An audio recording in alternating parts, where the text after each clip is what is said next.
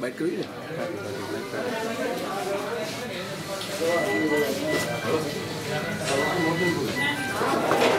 ખનીજવાળાએ ખાલી ગાડી રોકી લીધી હતી ડમ્પર. પછી મને ફોન આવ્યો મારા ભાઈનો, ગાડી રોકી છે. તો હું પોલીસ ચોકીએ ગયો, મારા ભાઈને પૂરી દીધો હતો. ને પછી રફીક સાહેબ મેં વાત કરી, ડ્રાઈવર તરીકે નોકરી કરે છે ને એની હારે, કે ભાઈ સાહેબ શું છે? તો એ મને કીધું કે ઠક્કર સાહેબ વાત કરી લઈ. કે ઠક્કર સાહેબ આગળ ગયો, ત્યાં જ પોલીસ ચોકીમાં અંદર જ, ત્યાં પાર્કિંગમાં જ બોલેરો પડ્યો હતો ખનીજવાળાનો. પછી એ કીધું કે 70,000 દે નકર કેસ કરી નાખશી તારા ઉપર, કે રોયલ્ટી વગર ને આમને. ગાડી જો કે ખાલી હતી ડમ્પર તોય. મેં કીધું સાહેબ મારી પાસે 70 નથી. પછી હું પૈસા વ્યાજે ગોતવા નીકળ્યો બારે.